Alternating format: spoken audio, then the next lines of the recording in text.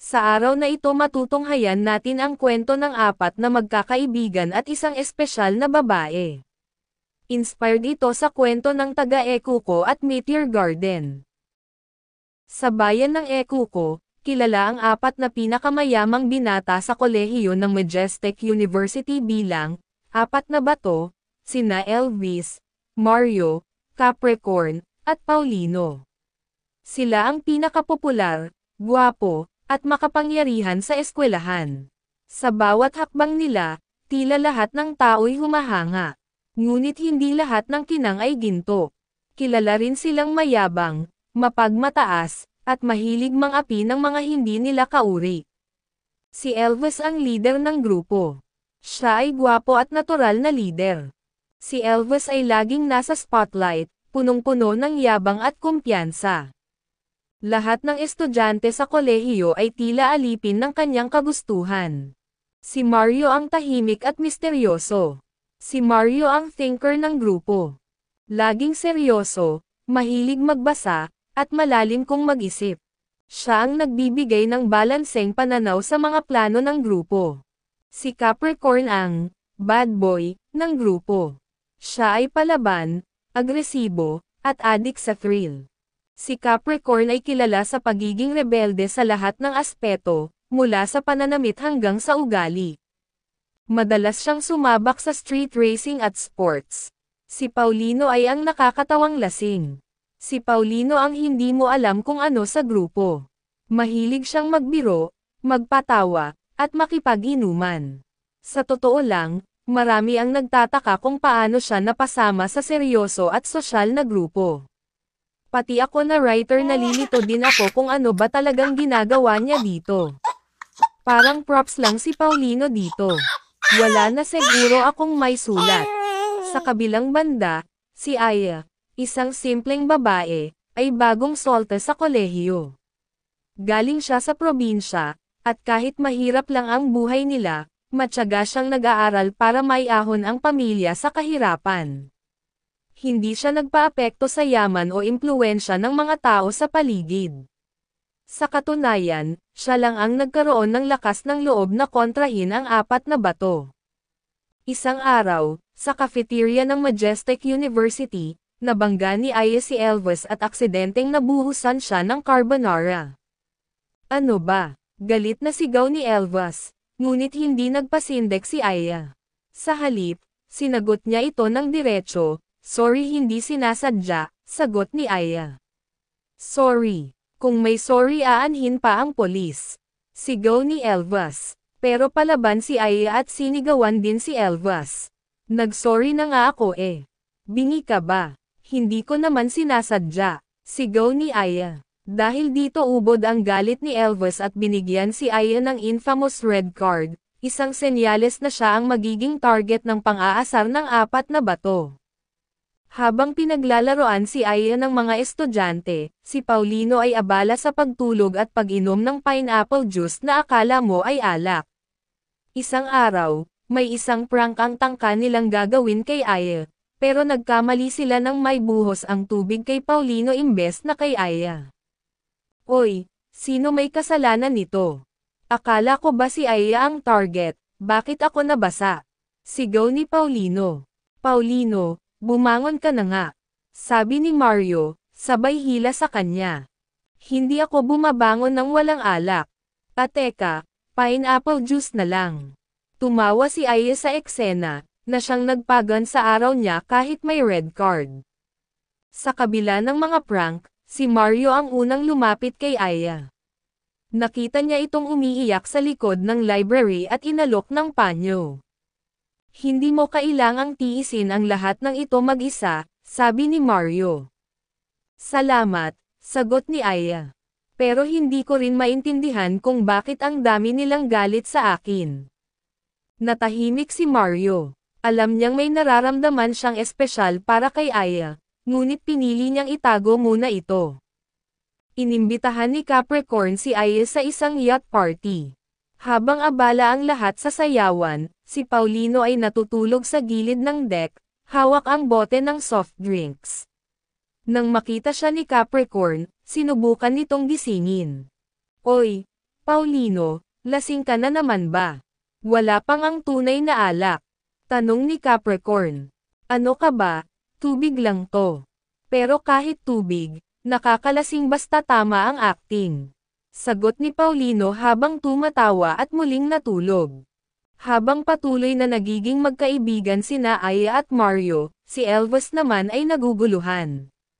Bakit parang nagiging kakaiba ang damdamin niya para sa babaeng laging sumasagot sa kanya?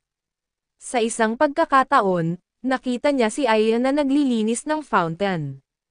Lumapit siya ng hindi inaasahan. Bakit ka pa nandito? Hindi mo naman trabaho yan, sabi ni Elvis. At ano naman ang pakialam mo? Sagot ni Aya. Ngunit sa halip na sagutin siya, napatitig si Elvis kay Aya, tila may natuklasan sa kanyang nararamdaman. Sa mga sumunod na araw, mas naging malapit sina Aya at Mario. Madalas silang mag-usap sa garden, at dito na nagumpisang maipakita ni Mario ang kanyang damdamin. Alam mo, Aya, ang tapang mo. Hindi ko alam kung kaya ko ang ginagawa mo, sabi ni Mario. Salamat, sagot ni Aya, sabay ngiti.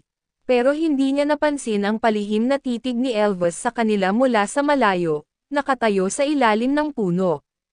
Naging halata ang selos ni Elvis nang minsang makita sina Aya at Mario na magkasama sa library. Sinadya niyang istorbohin ang usapan nila. Mario, hindi ba dapat sa business hall ka? Bakit andito ka sa library? Scholar ka rin ba ngayon? Tanong ni Elvis na puno ng sarcasm. Napangiwi si Mario, ngunit bago pa siya makasagot, tumayo si Aya. Bakit parang lahat ng kilos ko kailangan mong malaman, Elvis? Tanong niya. Ngunit sa halip na sumagot, umalis si Elvis. Lalo lang nalito ang kanyang damdamin. Ang tensyon sa pagitan nina Elvis at Mario ay tuluyang sumabog nang magkasabay nilang makita si Aya sa rooftop. Mario, bakit hindi mo nalang tigilan si Aya? Hindi mo ba nakikitang nagiging komplikado na ang lahat dahil sa'yo? Sabi ni Elvis. At bakit? Ikaw lang bawing may karapatang magustuhan siya. Sagot ni Mario. Bago pa man makapagsalita si Aya, nagkasuntukan na ang dalawa. Tumama ang isang suntok ni Elvis kay Mario, ngunit nakabawi si Mario. Humabol si Paulino, dala ang pineapple juice. Oy, ano to? Suntukan sa rooftop. Ang saya naman, parang action movie.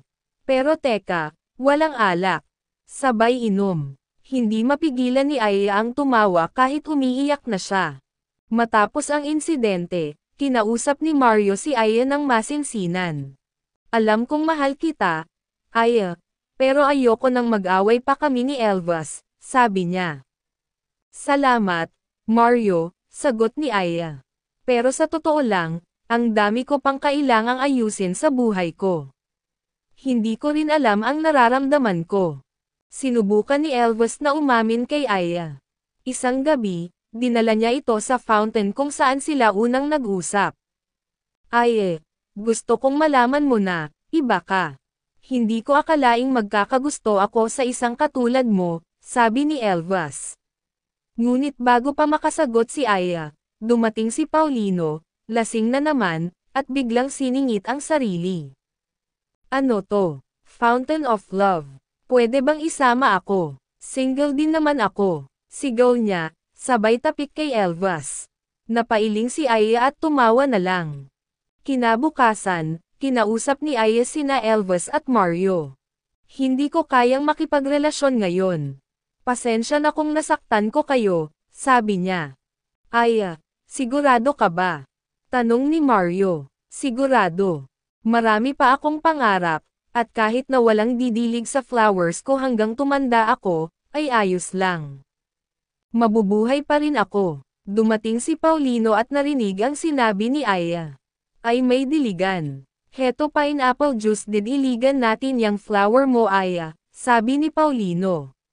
Sa inis sinugod ni Elvis at Mario si Paulino at binatukan. Anong imo magdilig ng flowers? Galit na sabi ni Elvis. Langhiya ka Paulino ikaw pa gusto dumulig ha. Ani ni Mario. Hoy, Diligan lang ng flower galit pa kayo. Sa bato ko na lang ididilig. Sagot ni Paulino. Lumipas ang panahon, nagtapos si Aya bilang top student. Si Elvis ay naging mas responsable, si Mario ay nakahanap ng bagong pag-ibig, si Capricorn ay bumili ng maraming sasakyan at iba-iba rin ang babae, at si Paulino, ay natutulog pa rin sa mga party, hawak ang bote ng pineapple juice. Sa graduation ball, tinanong si Aya ng kaibigan niya, talaga bang single ka na lang forever? Bakit hindi? Sagot ni Aya habang nakangiti. Masaya naman ako, at iyon ang mahalaga. Si Paulino, nalasing na naman, ay biglang sumingit, ako rin. Single forever. Pero may pineapple juice ako kaya panalo pa rin ako. At nagtawanan silang lahat, habang natapos ang kanilang kwento na puno ng tawa, pagmamahalan, at pagiging kontento sa sarili. Kung nagustuhan ninyo itong kwento at gusto nyo pa makinig at tunghayan ang iba pang kwento, paki-like, share and subscribe itong channel na ito. Salamat po.